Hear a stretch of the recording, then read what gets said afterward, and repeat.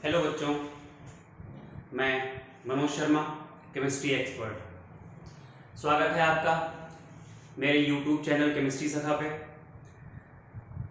आप लोग 11th हैं, मतलब 11th की तरफ मूव कर रहे हैं। लॉकडाउन चल रहा है, जो एक्चुअल पढ़ाई स्टार्ट होती है वो 11th क्लास से ही स्टार्ट होती है। कॉन्सेप्ट्स को सही तरीके से समझना, मतलब सही मायने में पढ़ना 11th क्लास से ही स्टार्ट होता है, और लॉकडाउन की वजह से ये आपको ऑनलाइन स्टार्ट करना पड़ेगा। तो ये तो कहीं से भी समझदारी नहीं है कि हम टाइम वेस्ट करने के लिए घर पे बैठ जाएं। पढ़ना तो चाहिए ही हमें, जैसे भी हम पढ़ सकते हैं। जो ऑनलाइन क्लासेस होती हैं उनके इंटरेक्शन, मतलब आपका इंटरेक्शन टीचर के साथ सही हो, उसके कुछ तौर तरीके होते हैं जो हम आपको बीच बीच में बताते रहेंगे। आप उनको फॉलो करिएगा। जब आप फॉलो करेंगे तो आपको कोई भी दिक्कत नहीं आएगी, सब कुछ आपके समझ में आएगा।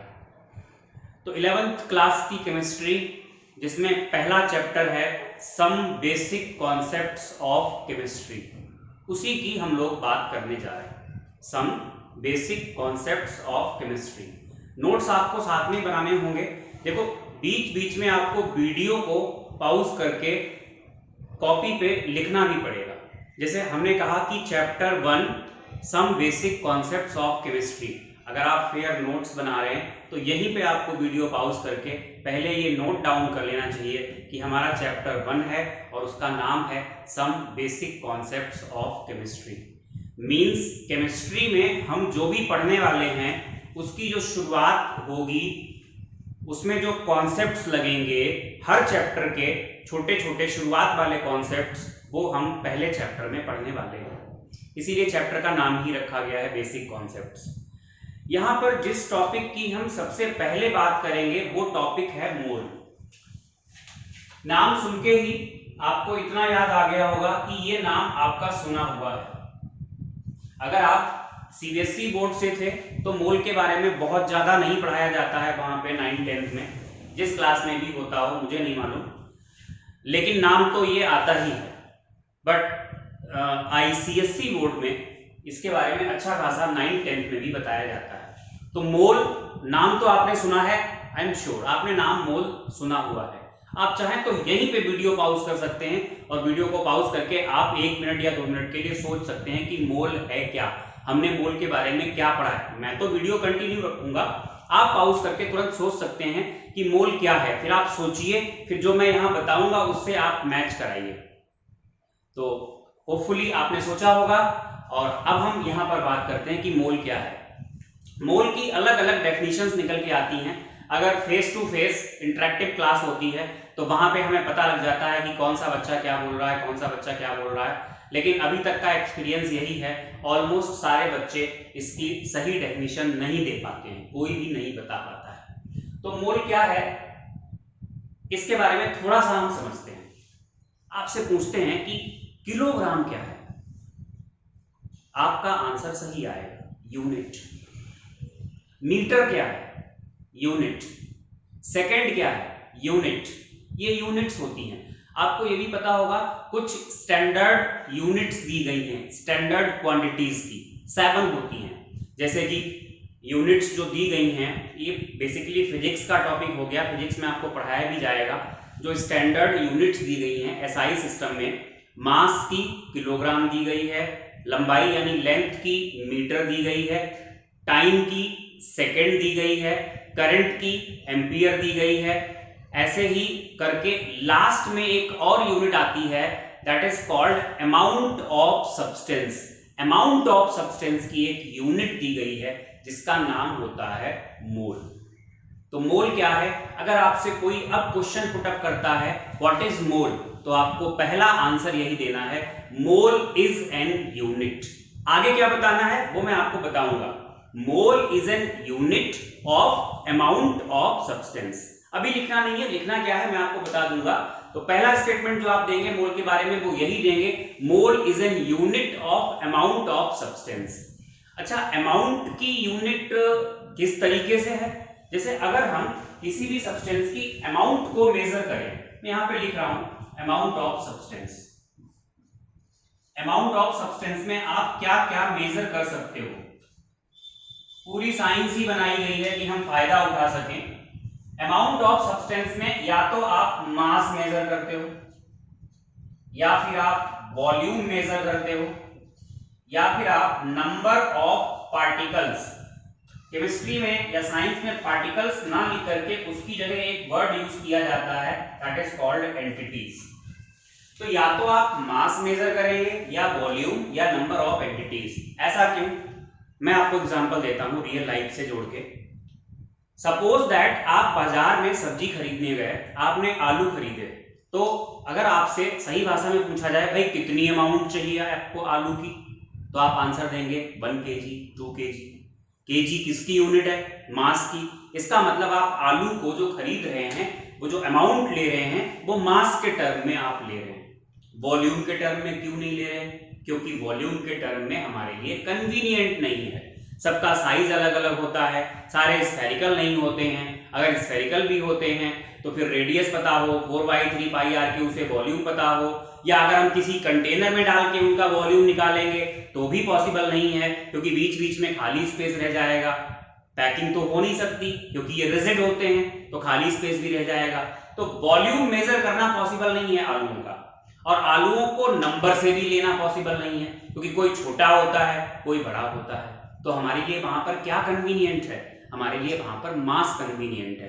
तो फिर हम क्या करते हैं, अमाउंट जो आलूओं की, पोटैटोज की अमाउंट वहां पर जो हम मेजर करते हैं वो मास के टर्म में मेजर करते हैं। और आपसे अगर कहा जाए कि इसकी यूनिट्स क्या होंगी मास की, तो बहुत सारी यूनिट्स होती हैं। स्टैंडर्ड यूनिट होती है किलोग्राम, इससे छोटी यूनिट्स होती हैं ग्राम, और कोई चीज बहुत छोटी चीज खरीद रहे हो, सोना आप खरीद रहे हो तो मिलीग्राम, और अगर कुछ बड़ी अमाउंट खरीद रहे हो तो क्विंटल, टन, मैट्रिक टन, ये बहुत सारी यूनिट्स होती हैं जो मास को मेजर करती हैं। इसी तरीके से अगर हम बात करें वॉल्यूम की, अगर कोई भी लिक्विड चीज आप खरीदने जा रहे हो मार्केट में, तो वहां पर मास को मेजर करना हमारे लिए कन्वीनियंट नहीं होता है। कैसे बताते हैं वॉल्यूम क्यों कन्वीनियंट होता है। भाई हमारे पास एक कंटेनर होता है, ये उस पे मेंशन होता है कि इस कंटेनर में अगर यहां तक आप कोई लिक्विड फिल कर दोगे तो इसका इतना वॉल्यूम हो जाएगा, और दूध वगैरह हम जब लेते हैं तो वहां तक फिल किया जाता है, और फिल करने के बाद हमारे बर्तन में डाल दिया जाता है और हमें उसका वॉल्यूम मिल जाता है। तो वहां वॉल्यूम वाइज मेजर किया। मास क्यों नहीं कन्वीनियंट है? भाई मास आप लिक्विड को उठा के तो रख नहीं सकते, क्योंकि liquid has property of flow. Liquid को उठा के नहीं रख पाएंगे तो किसी कंटेनर में ही रखेंगे, कंटेनर में ही रखेंगे तो लिक्विड का भी कंटेनर का भी मास वहां पे आ जाएगा। तो अगर हम कोई लिक्विड खरीदते हैं तो वहां पर जो अमाउंट मेजर की जाती है वो उसका वॉल्यूम मेजर किया जाता है। स्टैंडर्ड यूनिट्स में इसकी यूनिट होती है मीटर क्यूब, और छोटी यूनिट्स हैं सेंटीमीटर क्यूब, या इसी को हम क्यूबिक सेंटीमीटर कहते हैं। बहुत सारी यूनिट्स आएंगी। हमारी लाइफ में जो यूनिट सबसे ज्यादा चलती है वो होती है लीटर। लीटर, 1 लीटर में 1000 सेंटीमीटर क्यूब, यानी इसी को हम लोग ml भी कहते हैं। 1000 ml होते हैं, अब वो आपको सब आगे बताया जाएगा। और 1 मीटर क्यूब में 1000 लीटर होते हैं। तो ये तो वॉल्यूम। लेकिन बहुत सारे सब्सटेंसेस ऐसे हैं, बहुत सारे आर्टिकल्स ऐसे हैं, ना तो उनका मास मेजर किया जाता है ना ही वॉल्यूम, क्योंकि वो कन्वीनियंट होता ही नहीं है। जैसे अगर आप बाजार में जाके पेन खरीद रहे हो तो आप ये थोड़ी ना कहोगे हमें 1 किलो पेन दे दो या हमें 2 लीटर पेन दे दो। तो कुर्सियां खरीदने जा रहे हो या कोई और चीज, बहुत सारी चीजें ऐसी हैं जहां पर मास और वॉल्यूम सिग्निफिकेंट नहीं है। सिग्निफिकेंट क्या है कि वहां पर जो पार्टिकल्स हैं, जो एंटिटीज हैं, जो यूनिट्स हैं, उनका नंबर क्या है। तो नंबर ऑफ एंटिटीज को भी मेजर किया जाता है। नंबर ऑफ एंटिटीज को अगर आप मेजर कर रहे हो तो वहां पर भी बहुत सारी यूनिट्स हैं। जैसे एक यूनिट होती है डजन, आपने सुना होगा। डजन कब कहते हैं? जब यूनिट्स का नंबर, एंटिटीज का नंबर 12 होता है तो हम बोलते हैं डजन। केले हम लोग डजन में ही लेते हैं। इसके अलावा, डजन के अलावा एक और यूनिट होती है स्कोर। स्कोर तब होता है जब 20 पार्टिकल्स होते हैं। एक और यूनिट होती है ग्रॉस। ग्रॉस तब होता है जब 12 दर्जन मतलब 144 यूनिट्स होती हैं और यहीं पे एक यूनिट आती है मोल। तो अब देखिएगा मोल निकल के आया। तो मोल क्या है, अब आपको अगर पूरा बताना पड़े व्हाट इज मोल, तो अगर आप नोट्स बना रहे हैं तो आप चैप्टर का नाम डालेंगे, फिर ये बनाएंगे आप, ये आपको क्या करेगा लॉन्ग टर्म तक आपकी मेमोरी में बना रहेगा। इससे अगर आप कभी रिवीजन कर रहे हो और इसको आप देख लेंगे तो एक बार में क्लिक हो जाएगा और सब कुछ आपको याद आ जाएगा। तो अब अगर आपको मोल के बारे में लिखना पड़े तो मोल क्या है, तो आप कहेंगे mole is an unit of amount of substance, it measures the amount of substance in terms of number of entities of substance. Mole में आप इतना लिखेंगे। इसके बाद ये भी बताना पड़ेगा कि एक मोल में कितनी एंटिटीज होती हैं, फिर आप आगे कंटिन्यू करेंगे। जैसे आपको बताना पड़े डजन क्या है, तो आप कहोगे 1 dozen is that amount of any substance which has 12 entities of that substance. ऐसे ही मोल में आप कहेंगे mole is an unit of amount of substance which measures the amount of substance in terms of number of entities of substance, and 1 mole is that amount of substance which has 6.022 into 10 to the power 23 entities of that substance। क्या बोला, 1 mole is that amount of substance which has 6.022 into 10 to the power 23 entities of that substance। ये मोल की definition है। Why this number, इतना complicated number ही क्यों लिया गया, logics हैं इसके पीछे भी, लेकिन धीरे धीरे आपको समझ में आएंगे। तो हमने मोल की डेफिनेशन लिखी, धीरे धीरे हम ये भी समझेंगे कि यही नंबर क्यों लिया गया, इतना बड़ा नंबर क्यों लिया गया। ये सारी बातें हम लोग धीरे धीरे समझेंगे चैप्टर में। आप यहाँ पर ट्यून रहिए, बने रहिए, अपने दिमाग को यहीं पर लगाए रखिए। अब हमें क्या करना होगा, थोड़ा सा मोल को इलेबोरेट करना पड़ेगा। इलेबोरेट करेंगे और मोल को फाइंड करने के न्यूमेरिकली हमें अमाउंट दी जाएगी किसी सब्सटेंस की, कह दिया जाएगा कि भैया हमारे पास 2 लीटर ये है, बताओ कितने मोल है, या हमारे पास ये 5 किलोग्राम है, बताओ कितने मोल है। मतलब हमें अमाउंट ऑफ सब्सटेंस को किसी और यूनिट में दिया जाएगा, ग्राम, किलोग्राम, लीटर, मीटर क्यूब, किसी में भी दिया जाएगा, और हमें वहां पर सब्सटेंस के मोल फाइंड करने पड़ेंगे। तो मोल को फाइंड करने के कुछ फार्मूलाज हम पढ़ेंगे। देखो 9th 10th और यहाँ की पढ़ाई में यही डिफरेंस है, वहां पे आपको डायरेक्टली फार्मूलाज दिखाए जाते थे, यहाँ पर हम आपको फार्मूलाज समझाएंगे, हम आपको फील कराएंगे, क्योंकि 11th 12th का ही वो सिलेबस है जिससे सबसे बड़े बड़े एग्जाम क्रैक होते हैं। सारे बड़े बड़े एग्जाम्स इसी सिलेबस से क्रैक होते हैं, बस डिफरेंस होता है तो पढ़ने के तरीके में डिफरेंस तब आता है जब आपको जो टीचर मिला है वो आपको किस तरीके से पढ़ा रहा है। कुछ लोग आपकी एक्सपेक्टेशंस घटा देते हैं, आप सेटिस्फाई हो जाते हो, लेकिन जो हमारा तरीका होता है वो एक्सपेक्टेशंस बढ़ाने वाला है। तो देखते हैं, इलेबोरेट करते हैं, डजन से देखते हैं। जैसे आपसे अगर कहा जाए हमारे पास 60 केले हैं, बताइए कितने दर्जन हैं। अगर हमारे पास 60 केले हैं, कितने दर्जन हैं, तो आप बहुत आराम से बता दोगे 5 डजन। कैसे, आप यूनाइटरी मेथड ही तो यूज कर रहे हैं। अगर 12 केले होते तो कितने दर्जन होते, 1। अगर 1 होगा तो कितने डजन आएंगे, 1/12। अगर ये 60 है तो कितने डजन आएंगे, 1/12 इंटू 60, यानी कितने आ जाएंगे, 5 डजन आ जाएंगे। इस तरीके से आपने लगा लिया, यूनाइटरी मेथड यूज कर लिया। अगर हम 60 न देकर के आपसे कहते हैं हमारे पास n बनानास हैं, बताओ कितने डजन हैं, तो आपका आंसर होता n/12।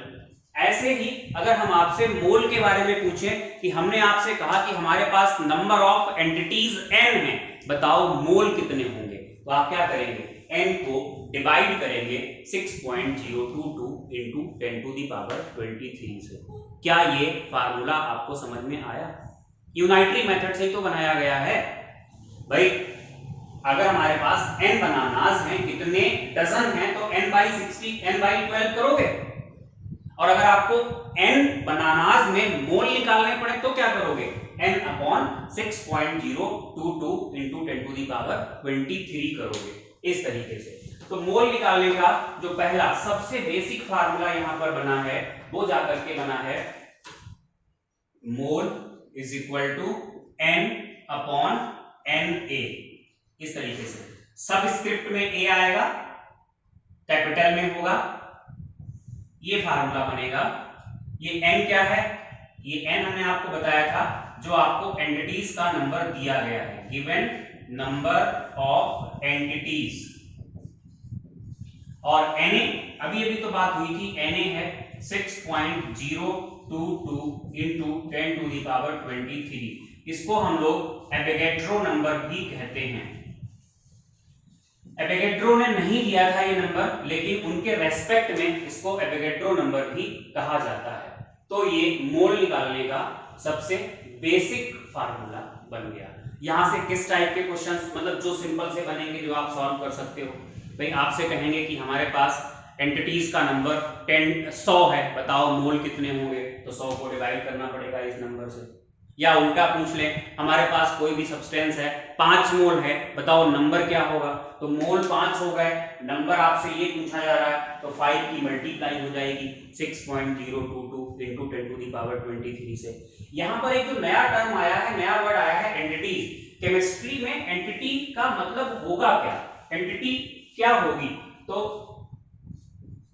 एंटिटी मींस यहां पर हो सकता है जो होगा, नंबर 1 या तो एटम हो सकता है, नंबर 2 मॉलिक्यूल हो सकता है, नंबर 3 आयंस हो सकते हैं।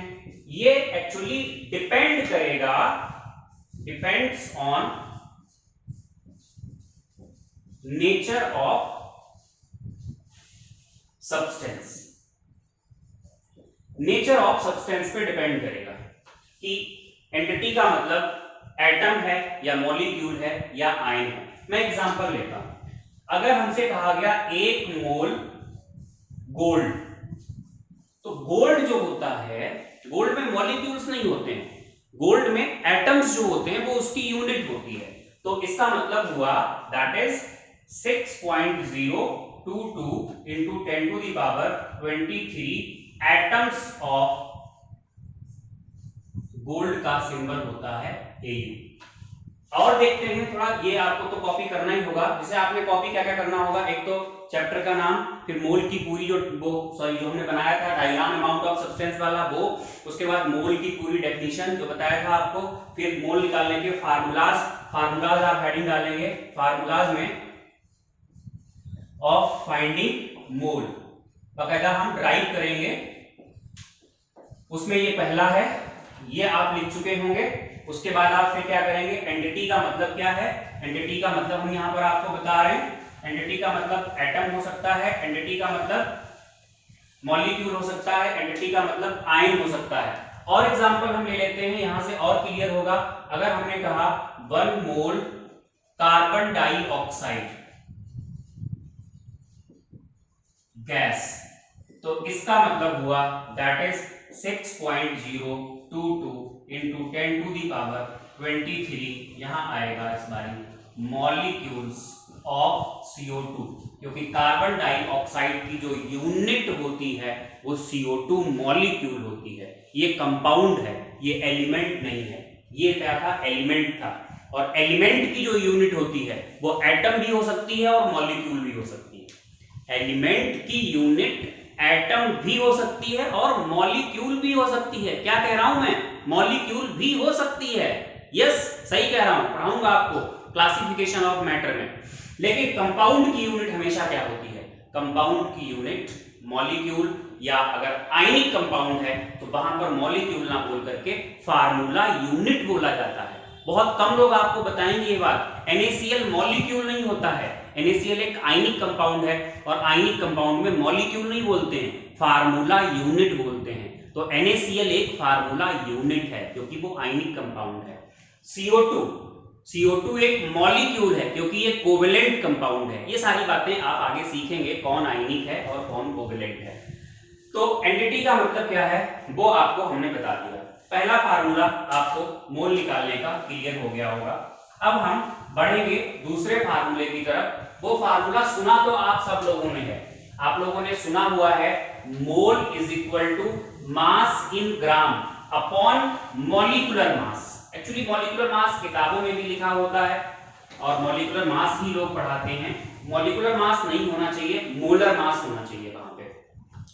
तो सेकेंड फार्मूला जो हम अभी ड्राइव करने वाले हैं वो है mole is equal to mass in gram upon molar mass. ये फार्मूला हम ड्राइव करेंगे।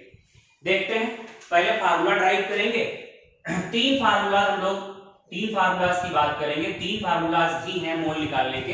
पहला तो हो गया n अपॉन Na, दूसरा आएगा जो अभी भी मैंने बताया था, फिर एक और आएगा। अभी फिलहाल हम दूसरे फार्मूले को ड्राइव कर रहे हैं। दूसरा फार्मूला आएगा निकल के mole is equal to mass in gram upon molar mass. कैसे आएगा, पहले एक जादू देखिए थोड़ा सा। आपने एटॉमिक मास या मॉलिक्यूलर मास के बारे में सुना है? Atomic mass means mass of atom, molecular mass means mass of molecule. एक मिनट प्लीज, तो ये पानी में तो हाँ बात चल रही थी एटॉमिक मास या मॉलिक्यूलर मास। सुना तो है ही आप लोगों ने। जैसे अगर हम एग्जांपल लें कार्बन, कार्बन का एटॉमिक मास जो होता है आप लोगों को मालूम है, एटॉमिक मास होता है 12। लेकिन अगर मास 12 है तो कोई यूनिट भी तो होगी इसकी। यूनिट क्या होती है? ग्राम, किलोग्राम या क्विंटल? क्या? सोचिए, वीडियो को पॉज करके बाद में फिर रिज्यूम करिए।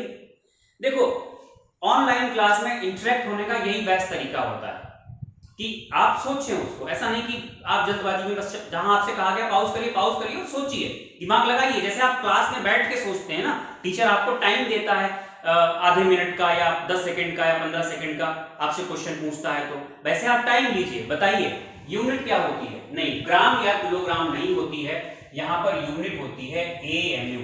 AMU का मतलब होता है एटॉमिक मास यूनिट। ये बहुत छोटी यूनिट होती है, ये बहुत छोटी यूनिट होती है जिसका यूज किया जाता है एटॉमिक पार्टिकल्स और सब एटॉमिक पार्टिकल्स का मास मेजर करने में। एटॉमिक पार्टिकल्स का मतलब हो गया एटम, मॉलिक्यूल, आयन, इनका, और सब एटॉमिक पार्टिकल्स का मतलब हो गया इलेक्ट्रॉन, प्रोटॉन, न्यूट्रॉन, इनका। भाई आपको पता है। अच्छा, AMU जो है एटॉमिक मास यूनिट है, जैसे ग्राम एक यूनिट होती है वैसे यूनिट है, और एक AMU में 1.66 इंटू 10 टू दी पावर -24 ग्राम होते हैं। फिर से वही, भैया इतनी टफ यूनिट क्यों ली गई? ली नहीं गई, ये हमें नेचर ने दी है। ध्यान देना, एटम में क्या क्या होता है? Electron, proton, neutron. तो अगर एटम का मास निकालना पड़े तो किस किस का मास लोगे? Mass of electrons plus mass of protons plus mass of neutrons. Electrons का जो मास होता है वो प्रोटॉन्स और न्यूट्रॉन्स के मास के कंपैरिजन में बहुत कम होता है, इसलिए इसको इग्नोर कर दिया जाता है। एक प्रोटॉन या एक न्यूट्रॉन का जो मास होता है वो इतना होता है। एक प्रोटॉन या एक न्यूट्रॉन का मास इतना होता है, तो एक प्रोटॉन या एक न्यूट्रॉन के मास को ही क्या मान लिया गया? 1 AMU। 1 AMU। तो ये नेचर ने हमें दिया कि भाई इतने ग्राम मास होता है किसका? प्रोटॉन का या न्यूट्रॉन का, तो उसी को क्या मान लिया गया? 1 AMU। अब देखो, कार्बन के बारे में अगर हम सोचें तो कार्बन में क्या होता है? कार्बन में 6 इलेक्ट्रॉन होते हैं, इनको तो हम इग्नोर करेंगे मास के लिए। 6 प्रोटॉन होते हैं और 6 न्यूट्रॉन होते हैं, तो इनका मास कितना हो गया? 6 AMU, और इनका मास कितना हो गया? 6 AMU। इस तरीके से कार्बन का एटॉमिक मास कितना बन जाएगा? 12 AMU बन जाएगा। तो ये होता है एटॉमिक मास। तो जो AMU यूनिट है वो बाई कन्वेंशन नहीं ली ह्यूमन बीइंग ने, इसको नेचर ने हमें दिया। तो हाँ, आगे बढ़ते हैं। हम थोड़ा समझ ये रहे थे कि एटॉमिक मास या मॉलिक्यूलर मास क्या होता है। एटॉमिक मास या मॉलिक्यूलर मास का मतलब होता है mass of atom, atomic mass, और मास ऑफ मॉलिक्यूल क्या हो जाएगा? Molecular mass. तो कार्बन का कितना है बताया? 12 AMU होता है, और एक AMU में कितने होते हैं? 1.66। एक्चुअली ये वैल्यू होती है 10/6.022 इंटू 10 टू दी पावर 23 ग्राम। यही वैल्यू जो ये लिखी हुई है, ये वैल्यू इसके बराबर होती है। इसको सॉल्व करोगे तो यही आ जाएगा। तो इतना होता है। एक जादू हम यहाँ पे आपको ये दिखा रहे थे, जादू क्या था देखो जरा ध्यान से, ये सब भी आपको देखना होगा। हम एग्जांपल लेते हैं CO2 का। CO2 के केस में एटॉमिक मास नहीं लिया जाएगा, यहां लिया जाएगा मॉलिक्यूलर मास। तो मॉलिक्यूलर मास कितना बनेगा, तो सभी एटम्स के मास को जोड़ लिया जाएगा। कार्बन का 12 हो गया, ऑक्सीजन का 16 होता है, 16 2 से मल्टीप्लाई करोगे 32 ये आ गया, 12 ये आ गया, यानी क्या आया 44 क्या AMU। ध्यान देना, बहुत ध्यान दीजिएगा। अब देखो जादू ये निकल के आ रहा है, mass of 1 molecule of CO2 कितना है 44 AMU। इसी को हम कह सकते हैं 44 ग्राम में बदल रहे हैं।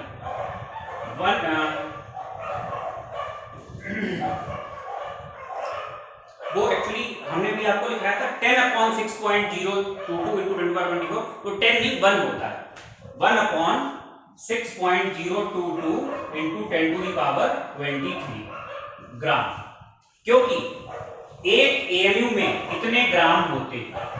वो जो लिखाया था उसको करेक्ट आप कर लीजिएगा। एक AMU में जो हमने लिखाया था वो लिखाया था 1.66 into 10^-24 ग्राम, या यही वैल्यू कितनी थी 1/6.022 into 10^23 ग्राम, ये वैल्यू थी।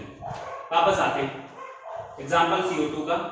मॉलिक्यूलर मास कितना है 44 AMU, यानी 44 into this 1 ग्राम। तो ये तो एक मॉलिक्यूल का मास है।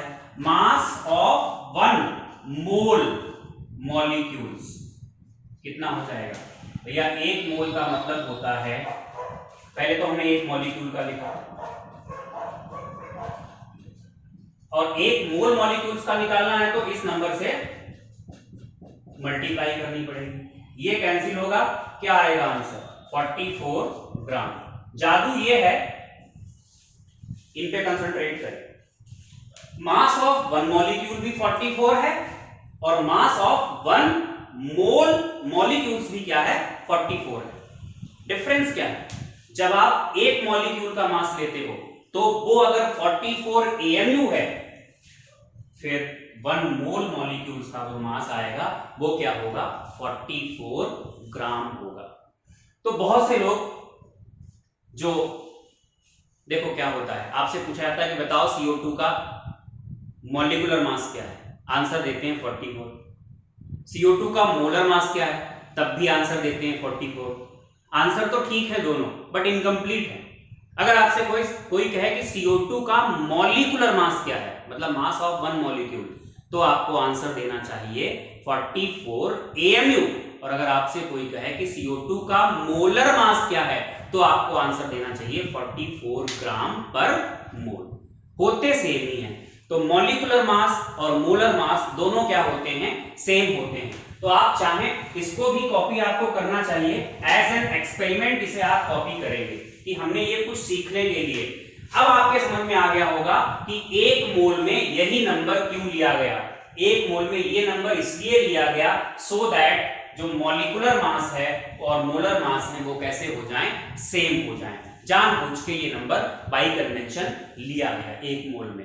देखो एक AMU में इतने ग्राम लिए गए, ये जानबूझ के नहीं लिया गया, ये तो हमें नेचर ने दिया, प्रोटॉन और न्यूट्रॉन का मास ही इतना होता है। लेकिन एक मोल में ये नंबर जो लिया गया ये जानबूझ के लिया गया सो दैट ये और ये वैल्यू कैसी आ जाए, सही आ जाए, एक जैसी आ जाए। इसलिए तो ध्यान रखिएगा मॉलिक्यूलर मास और मोलर मास सेम होते हैं, बस अंतर किसमें होता है, यूनिट में। मॉलिक्यूलर या एटॉमिक मास AMU में होगा तो मोलर मास जो होगा वो किसमें होगा, वो ग्राम में होगा। यहीं से हम आपसे क्वेश्चन पुटअप करते हैं। क्वेश्चन ये है कि ये बताएं अगर हमने 44 ग्राम CO2 ली है एक कंटेनर में, तो बताइए कितने मोल है। 1 मोल, 1 मोल। क्यों, अभी तो पढ़ा हमने मोलर मास कितना है 44, और अगर मास मोलर मास के बराबर ले लोगे तो 1 मोल आ जाएगा। अच्छा छोड़िए, यहां से क्लियर नहीं होगा। हमने एक कंटेनर में 88 ग्राम CO2 ली, बताओ मोल कितने होंगे, सोचिए 2। क्यों, 44 ग्राम में कितने मोल होते हैं? एक। 88 ग्राम में कितने होंगे? दो। 22 ग्राम में कितने होंगे? हाफ। ये कैसे निकाल रहे हैं? ये मोल निकालने का एक फार्मूला है, बन चुका है। जो भी मास दिया जाएगा, मास इन ग्राम अपॉन हम क्या रखेंगे? Molar mass. देखो भैया, किसी भी सब्सटेंस का कितना मास लोगे ये तो फिक्स है नहीं, लेकिन मोलर मास ये कैसा होता है? ये फिक्स्ड फॉर अ सब्सटेंस। एक पर्टिकुलर सब्सटेंस के लिए ये वैल्यू कैसी होगी? फिक्स्ड होगी। जैसे आपसे क्वेश्चन किसी भी तरीके से पूछ सकते हैं, बताइए हमारे पास 6 मिलीग्राम कार्बन है, मोल कितने होंगे? तो ऊपर तो मास इन ग्राम लेना पड़ेगा, नीचे मोलर मास कार्बन का कितना होगा? 12 ग्राम। CO2 का हमारे पास 10 ग्राम है, बताओ कितने मोल होंगे? ऊपर 10 लेकिन नीचे 44 रहना है, क्योंकि CO2 है। ऐसे ही करके अगर ऐसा कुछ पूछ लिया जाए, CO2 अभी 10 ग्राम दिया था, अगर CO2 आपको 50 ग्राम दे दें, बताओ मोल कितने होंगे? तो ऊपर 50 आ जाएगा लेकिन नीचे 44 रहेगा, क्योंकि मोलर मास थोड़ी ना चेंज होगा, वो तो फिक्स है। तो कुल मिला के अभी तक जो हमने पढ़ा है वो है मोल की डेफिनेशन। क्या लिखना था? बता दिया गया। उससे पहले भी क्या लिखना था? वो भी बता दिया गया। फिर हम सीख रहे हैं मोल के फार्मूलाज निकालना। पहला फार्मूला मोल का आया था, mole is equal to N upon Na। Na यहां पर एवोगैड्रो नंबर है, वैल्यू क्या है? फिक्स, बता दिया आपको। दूसरा फार्मूला बकायदा हमने प्रूव करके निकाला, और यहां से कई चीजें आपको क्लियर हुई होंगी, लेकिन यही पार्ट बहुत ज्यादा कंफ्यूजन भरा है, इसको 3-4 बार आपको पढ़ना पड़ेगा। पहली चीज तो आपको अपने दिमाग में ये बिठानी होगी, एटॉमिक या मॉलिक्यूलर मास जो न्यूमेरिकली होता है वही मोलर मास होता है। बस एटॉमिक या मॉलिक्यूलर मास AMU में होता है, तो जो मोलर मास होता है वो ग्राम में होता है। वहां से मोल निकालने का एक फार्मूला निकल के आया, मास in gram upon molar mass. ये फिक्स होता है फॉर अ सब्सटेंस। बस 2 सेकंड दीजिए पानी।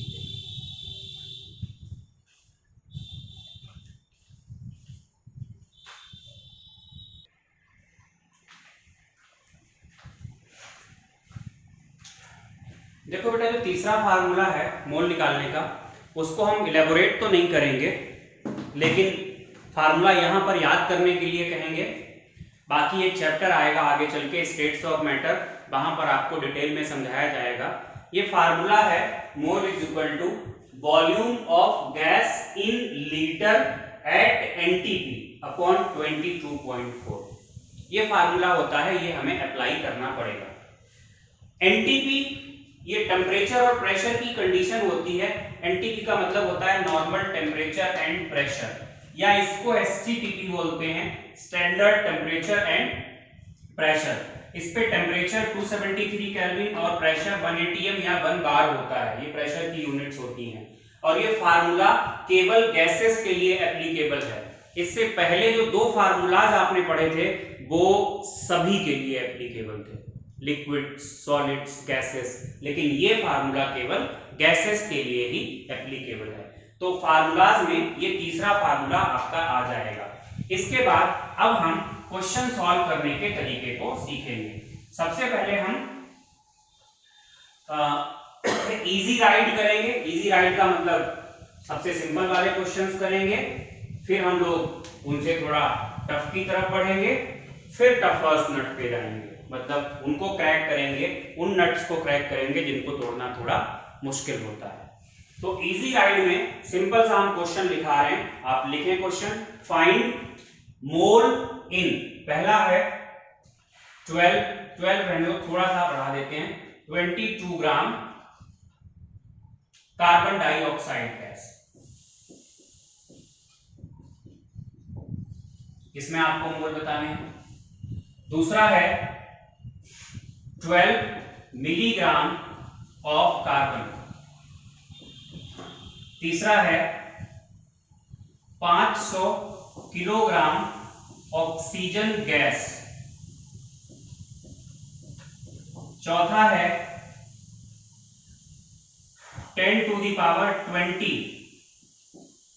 मॉलिक्यूल्स ऑफ अमोनिया, और फिफ्थ पार्ट है यहां पर 224 millilitre of N2 gas at NTP।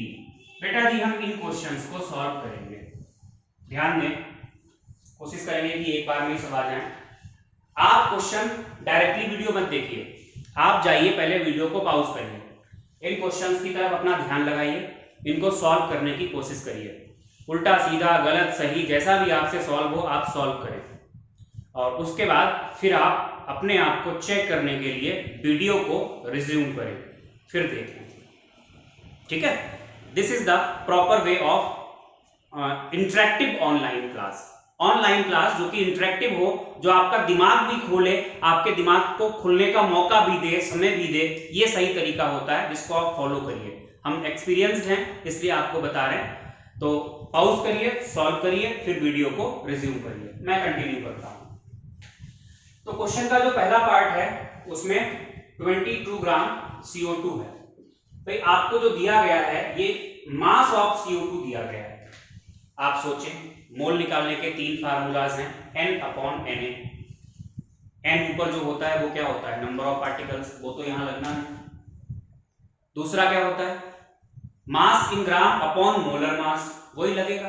तो आपको प्रॉपर लिखना पड़ेगा यहां पर mole is equal to mass in gram. अगर आप लिख के नहीं आओगे तो आपके स्कूल टीचर्स को मौका मिलेगा आपके मार्क्स काटने का, तो आप ऐसा मौका उन्हें ना दें। नीचे आप लिखेंगे मोलर मास। मोलर मास लिखने पे अगर वो काटते हैं तो उनको ये जानकारी नहीं होगी, वो मॉलिक्यूलर मास अगर चाह रहे होंगे तो उनको बताओ कि नीचे मोलर मास ही होता है। भाई मोल जो आएगा निकल के वो 1 2 3 4 जो भी आएगा, जो भी आए निकल के, वो तो एक नंबर होता है। यहां ग्राम होगा, यहां ग्राम होगा, तभी तो यूनिट कैंसिल होगी, ठीक है नहीं।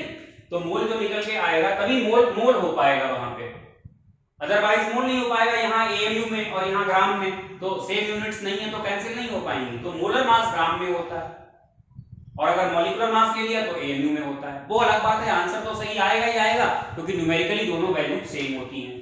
तो मास इन ग्राम कितना है 22, ये 44 CO2 का निश्चित होता है, ये वैल्यू कितनी आ जाएगी 0.5 मोल। ये पहला क्वेश्चन हो गया। अब हम बात करेंगे सेकंड में आपसे कहा गया है 12 मिलीग्राम ऑफ कार्बन। बेटा जी ये भी मास दिया है लेकिन ग्राम में नहीं है, मिलीग्राम में है। आपको बता दें 1 मिलीग्राम में, या उल्टा लिख लो 1 ग्राम में 1000 मिलीग्राम होते हैं, या इसका उल्टा लिखें तो 1 मिलीग्राम में 1/1000 ग्राम होते हैं।